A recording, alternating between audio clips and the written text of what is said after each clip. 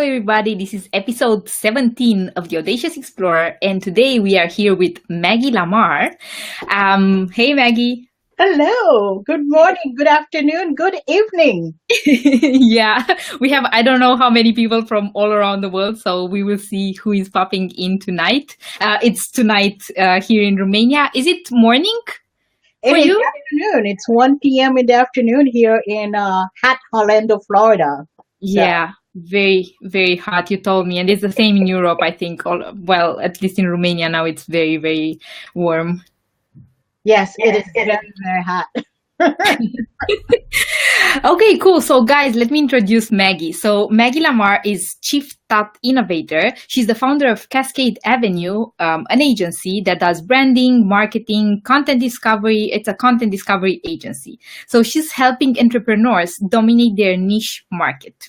And Maggie's going to share all her secrets today with us, plus a story about how she wanted to become a gymnast when she was a young girl, because we just had a little bit of fun talking about Nadia Comaneci. Oh yes, oh yes. I think all of us were glued to the TV and so on, watching.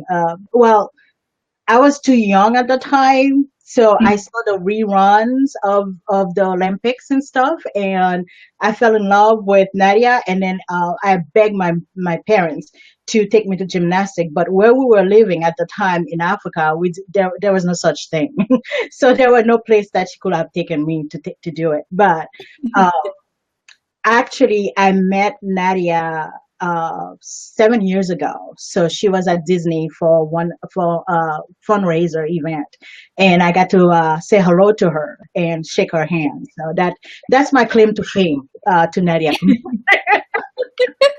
So at least you did get to see her, to meet her in person.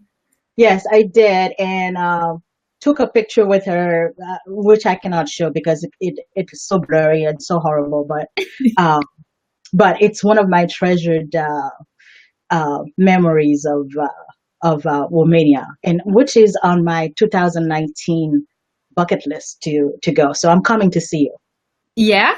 Oh, that's really, really cool. I'm like super happy that you're gonna come visit. I think she's no longer living in Romania. I think she's living in the States now, She's in Nadia. California, yes. She's married to another gymnast. I forgot his name. He's a tall, Mhm. brown guy. I forgot, and they have kids and stuff. So, yeah, Yeah. yeah, Yeah. yes.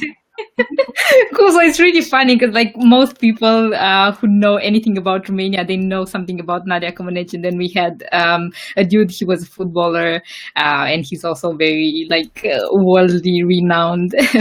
Cool, Maggie. So let's go back to talking about you and your business. So you are telling me that you are coming originally from Africa. Whereabouts in Africa? Well, actually, I was born in the Caribbean, a little island called Dominica. And then I lived in Africa, and also I lived in Kenya for a little bit, and then lived in Europe for a little bit, and came back here to the USA. So that is my traveling gypsy lifestyle. But now you are settled in California, right? In Florida. Actually, I am in Florida. Right. Florida, Orlando is my home base now, but I still travel all over the world. So, yeah. Mhm. So basically, your agency is you are doing remote work for your clients, right?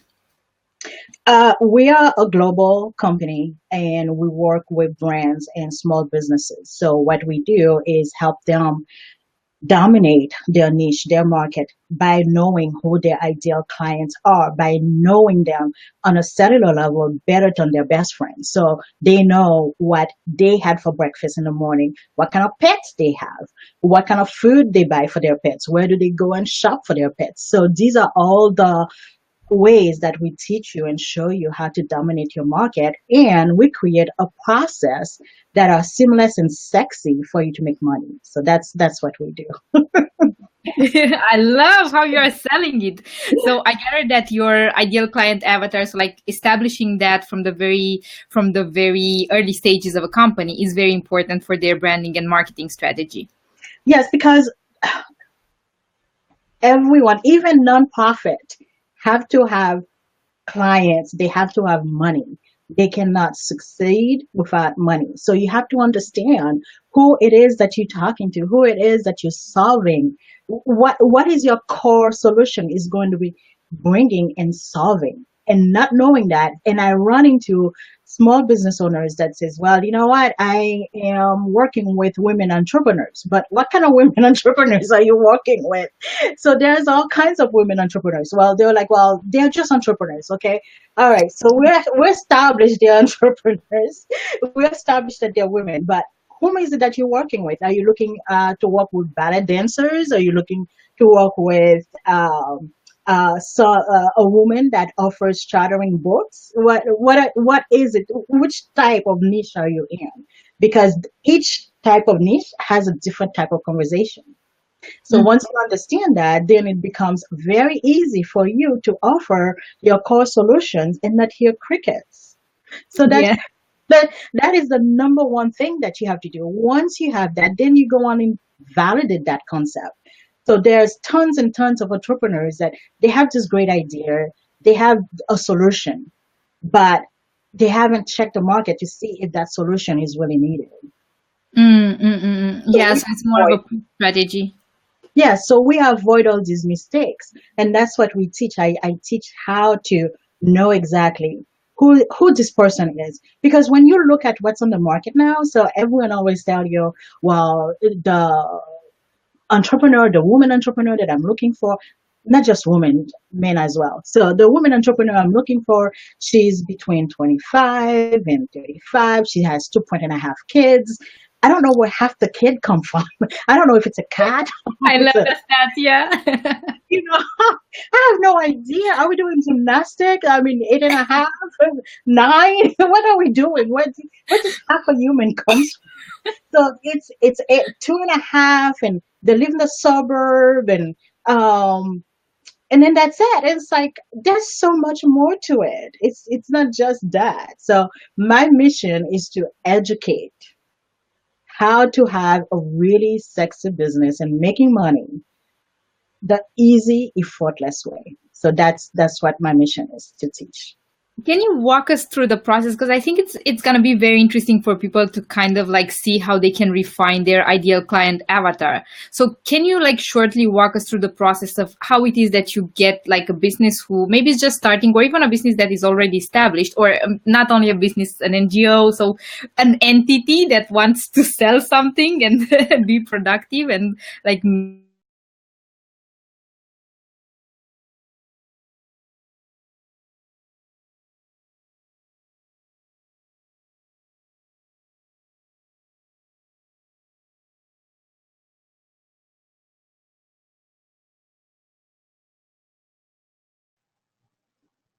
cool. So we were talking about how Be Live is gonna screw is gonna screw us over from time to time. Yes, yes. Just happened. I am Jinx, I think. Be live. All right. So I have a course. It's called Client Avatar Demystified. So what I do, I walk you through all the facets. So there is 10 different facets of learning and knowing about your ideal clients and who they are and what they do. So the first thing that you we walk you through. So I'm gonna walk you through the first one. So who is this person that you're looking for? So that person is very, very intimate to me. My ideal client, her name is Debbie with an E. So there's a big distinction between a Debbie with a Y and a Debbie with an E. Okay, so Debbie with an E, she lives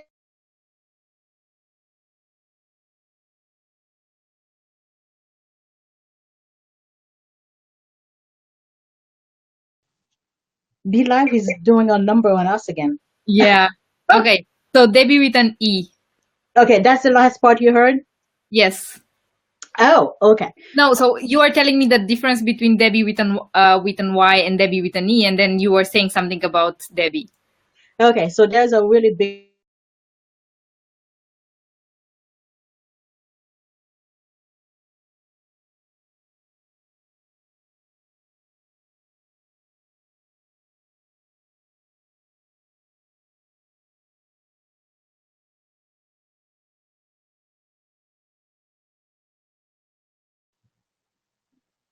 Yeah, I don't understand why this is happening. So this is the first time that I'm experiencing this, and it's true that it might be just the fact that we spoke about how this is not really gonna work today. Oh my gosh.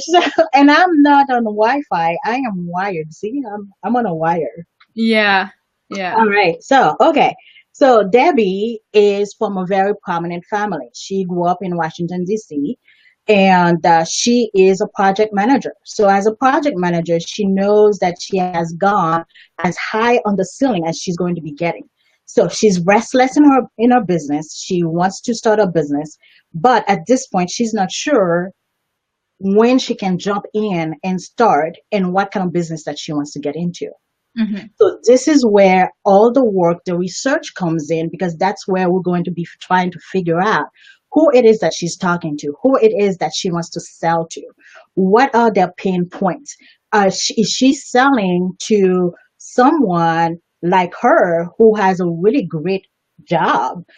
She's a project manager. She makes over $250,000 a year, and yet she's married and she does have three kids, not two and a half, but she has three kids.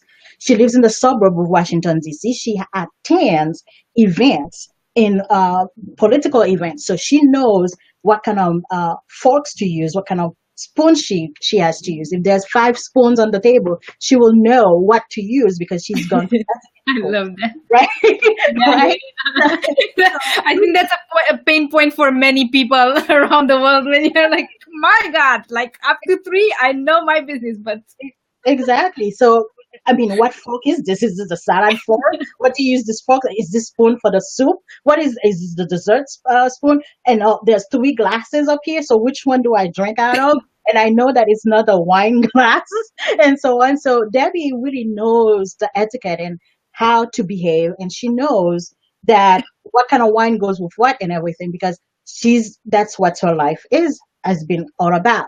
Now, does she wants to work with somebody who has a 9 to 5 job that has that's not really sure what exactly they want to do? So by honing in really tightly, she's also understand this is the type of clients that's really going to make me soar, that's going to make me really, really go sky high because I am going to be producing my best work.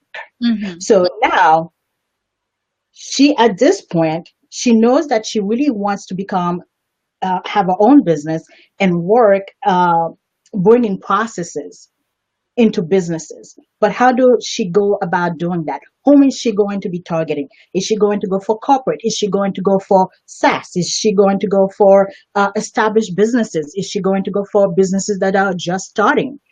So at this point, we have figured out that she's going to go for corporations because her background is corporations. So is that making any sense? Yeah, absolutely. So what I'm gathering is that firstly for you, and I think that it was just now that I got that, like the client is the center of everything. And I feel that the way that you are accompanying people and supporting them is also through this optic. So you are finding the sweet spot between the client and their pain points and their needs and what she can offer. And it's not like just inventing a business. It's more about looking at Debbie's skill set and seeing how it is that she can create value for a certain type of client. Exactly, because most people they when they're starting a business, the first thing that they do, they go in and see what kind of courses there is available and so on, and they invest so much money in so many courses, and they don't finish half of those courses. And at the end of that, then they start, well, I'm going to start a business, and then they don't hear anything, and they're like, well, none of this worked, and that's because of the fact that the process wasn't put in place to start Mhm. with. Knowing who it is that you want to sell to, knowing what is that person wants, what does this person wants to create, what is the solution they're bringing onto the market. Once you understand all this information, at, at this point, I know Debbie so well. She could be my sister. I know what kind of magazines she reads. I know that when she's going on vacation, where does she go on vacation? What kind of clothes that she likes to wear? Is she a minimalistic? Is she a trendy, a jet setter? What kind of organization skills that she has? What kind of scent is really powerful to her? What kind of flowers that she likes? Mhm. Her linen. Where does she purchase her linen? Is she the Egyptian cotton type of girl? Is she the type of girl that will spend $3,200 on a set of sheets? Or will she be like, oh my So Yes. once you understand and you know your ideal client so well, better than your best friends, it's easier and so much effortlessly for you to offer your core solutions and not hear crickets. So tell me, how does knowing your ideal client tangibly translate into offering them what they are expecting of you, and in general what they they really need in their lives? Okay, knowing who that person is. I know that Debbie wants to get out of her job because she's hit the glass ceiling. There's Mhm. nowhere else she could go outside of becoming either the vice president of the company or chief operation officer. So at this point, she's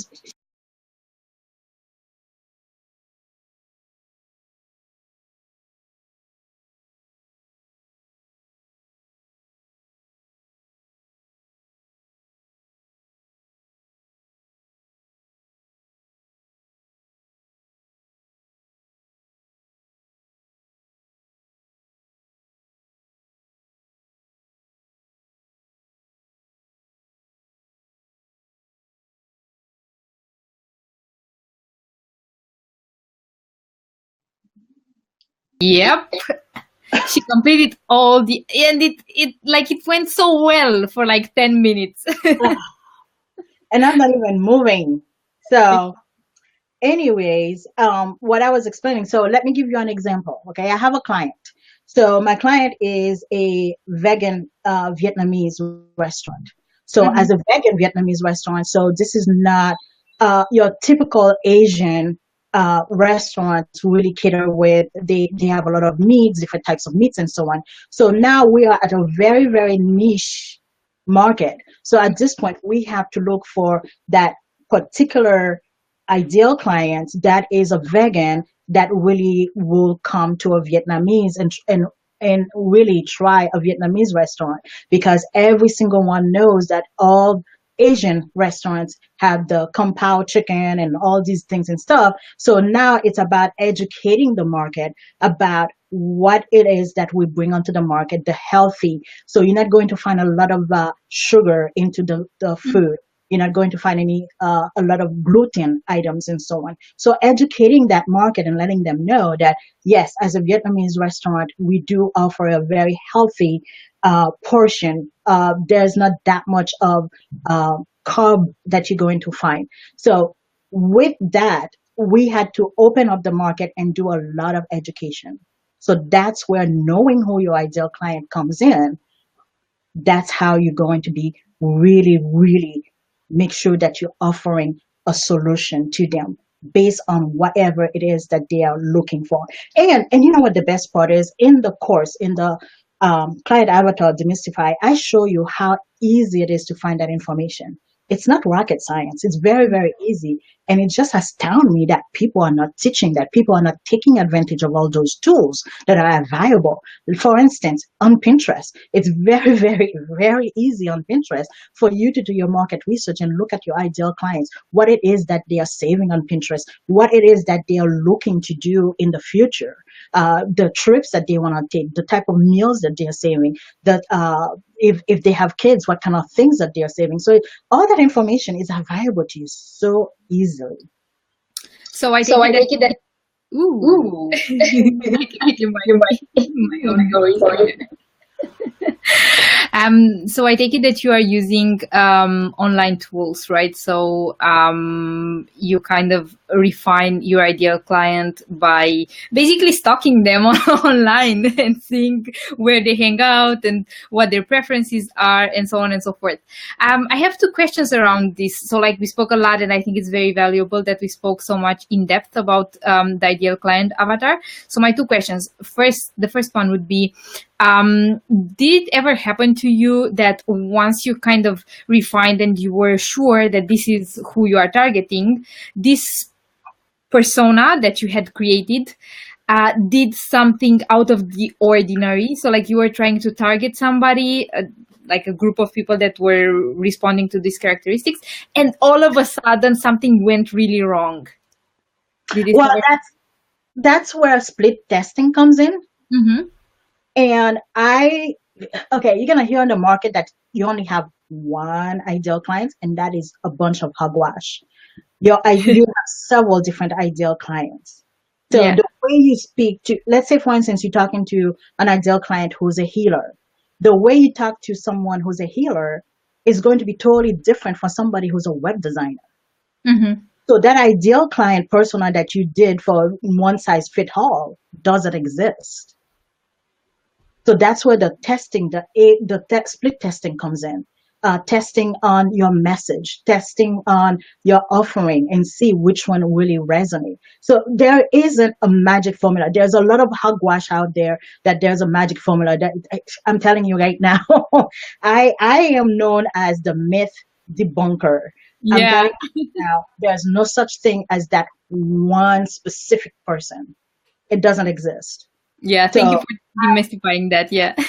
yes, I have four different persona client avatar that I work with, and each one of them have a different type of conversation that I Mhm. have with them. So I'm curious about the test that you are doing. So split testing, what kind of tools are you using? So, for example, are you testing on Facebook ads for these different for client avatars? Are you also doing mailing? Like, I want to see how, like, what is your universe of tools that you are using to test these client avatars? Okay, so before I tell you anything, understand that I am from the technology field. I used to be a programmer, what is called a developer now. Yeah. So when it comes to tools, I am a hoarder of tools. So I use a number of tools. So my favorite tools to use again is Pinterest because I teach Pinterest. I coach Mhm. Pinterest. So I use Pinterest heavily. I also use search engine heavily. So Google is my best friend. Yahoo, Bing, MSN, DuckDuck, Jeeves, all these tools are available, and websites. One particular website that I really, truly, truly love is Alexa. So you can find a wealth of information on Alexa. So when I'm testing, I am creating imageries. I'm using images with different calls to actions. So I see which one is performing. So one on my when you go to my website, it's cascadeavenue.com/blog. And when you go to my blog, you'll see that every single post that I have at least 4 or 5 images on there. And the reason why I have those images is I'm always testing to see which one is resonating. So that way I can get that traffic comes in. So when I'm testing, I'm using several different tools, but the number one tools that I'm really using is really Pinterest. I do use Facebook as well. I use the graph search for to do research and so on. But when you pay attention, people tells you all these things for free. People just don't understand. You don't need to use the Census Bureau. The Census Bureau is really a great thing. I don't know if you have that in uh, in Romania, but there are other things that you can use. You have your chambers of commerce, you have the Department of Tourism, and so on. All these have great information. And you know what? Your political office. My gosh, most people don't even think about it. But every single politician, it doesn't matter if they are in Zimbabwe or wherever they are, they have the stats, they have the information about every single person alive because they rely on these people to vote for them. So, as a constituent in a democratic world, you have access to that information as well. So, I use online and I use offline. So, like I said, I use a plethora of information. So, I streamline, I don't have everyone using those. So, I streamline it to just the basic ones that you need to start. So start with Pinterest, start with Facebook. The Facebook graph search is really great. The groups on Facebook is really Mhm. great to gather information as well. But I really use a lot of Google. Google. Most people don't understand this. Google uh, take your information and access your information. And once they access your information, then they're like, you know what? if you want to have more access to your own information, you got to pay us so we can give you more of it. So here's the thing. Google has tons of free things available to you. So Hmm. search engine should really be your best friend. That's where I live. I live on search engine. As a matter of fact, I did a post. I had a guest blogger over the weekend, and we did a post about search engine, why you should be using search engine. So it's cascadeavenue.com/blog, and then the first one it will be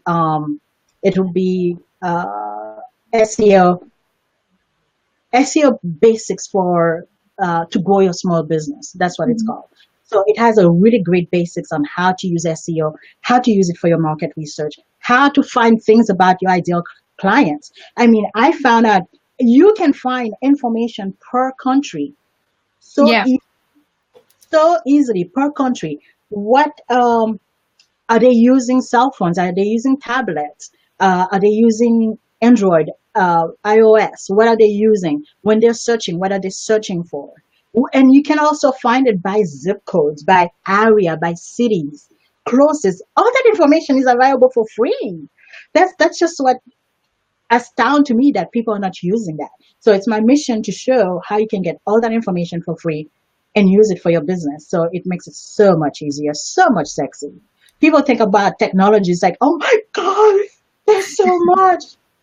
Oh my God, there's so much. But you know what? Actually, for me, I find it so sexy that I can just click, click, click, click, and then I get all the information that I need for free. There are really great tools out there like SEM Wash that really give you some really great information. But for somebody who's just starting out, you don't need all that stuff. When you are established, then you can invest because I think it's like $300 a month or something like that. So Hmm. most small businesses that are starting out don't have that kind of budget. But you have Google Trend, you have Google Fetch, Google Explorer, you have Google Tag. All these, oh my goodness, I can go on and on and on and on. Cool. I can really see that you are very passionate, and I like how you are using sexy and tech in the same phrase. It is. People think about, oh my God, I'm going to throw that computer out the window. And it's actually, really, really, you should make the computer jump from into your window. All that information because it's available, it's out there. You just have to know where to go. Mm. Once you know where to go and how to use it, it's like, oh my gosh, why no one ever told me about this before? So that's my mission at Cascade Avenue. Yeah, I love that. So I feel that you are your mission is very much about distilling all this information because we are overloaded. So like it's very easy to get overwhelmed and you're like, oh my God, I just want to pay somebody and they can take care of all this stuff for me. Whereas you are actually refining this and you are like, so look, I prepared it for you. You just need to click on it and do your thing. Yes, because I have several programs. So I have the client demystified avatar that teach you about how to find your ideal client. So now that you know your ideal clients, you have created, you have an idea of what you want to create. So comes the branding. After we Mhm. do the branding, then come the marketing. So there's a big difference between marketing and advertising. Yeah. So I found that a lot of people use, okay, there's also a big difference between branding and personal branding. So personal branding is totally different. We all have a personal brand. So the corporate brand, which is for your business, which is totally different from having a website, from having colors and logos and stuff. That is just part of it, but that's really not what it is. So when you go online, you're going to get people says, well, I'm a branding strategist. And it's like, okay. And then the next thing you know, they're like, oh, so what website do you want to update and stuff? It's like, oh, I didn't quite get that last part. So like you are meeting them and they say that they are brand strategists and then what was the thing about the what website you so they are asking you that was that it. so it's mostly about web design. So web Hmm. design is a component. It's kind of like having a car. So you have the car, and then you have the tires, and you have the engine, you have the doors, the paint, and all that stuff.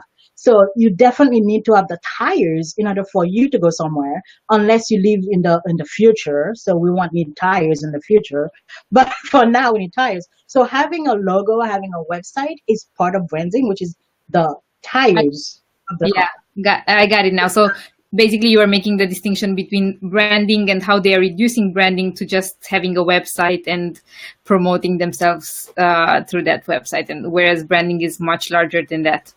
Oh yes, it's definitely much larger. It's about your knowing your ideal clients, about your mission, about the solution that you provide. What are you bringing onto the market? And it's branding is about one thing and one thing only. It's about dominating your market. So, for instance, you have Tide, which is a laundry detergent, right? So and you have Jello, right? Jello is gelatin. So when you get to that point, you dominate your market, it becomes synonymous with you because you are a category killer. So when you think about um, uh, motivational speaker, the first person that comes into your mind is Tony Robbins. Yeah, absolutely. Yeah. Yeah, it's always Tony Robbins. That's because he has dominated that market. He has cornered it, and he has killed that category. So you do have other people that comes in. So you have people like Les Brown and Mel Robbins and so on, and all these people coming in. But the when you think about motivational speaking, and when you think about walking on fire, which Yeah. incidentally he was not the one that invented that. That came from Asia. So, but here in the Western world, when you think about walking on coals and fire and all that stuff, Yeah. first person you think of is Tony Robbins. Yeah. That's he has dominated his market and his brand. So that's what branding is really all about. Mm, So, mm, mm. Yeah. yeah. So Absolutely. after we do that, then we go into marketing. So marketing is really not advertising. Marketing is different than advertising. So marketing is bringing awareness out, letting people know that you exist and all these things. Then advertising is getting people to buy. So that there's a huge distinction on that. So when you see the commercials on TV, that is advertising. So, which is totally, totally different, a different thing. So that's what we do. That's why we are a boutique agency. So we take you from your dreams, we implement the blueprints, we create the process, then we get you out there into the world. To the Tony Robbins level, the Xerox and the Google level. Yes, yes, yes, Yeah. yes. Yeah. Cool, Maggie. So I'm very grateful for the fact that we spoke a lot about client and we really, really went into the depth of it, and then we kind of like closed it with the bigger broader picture.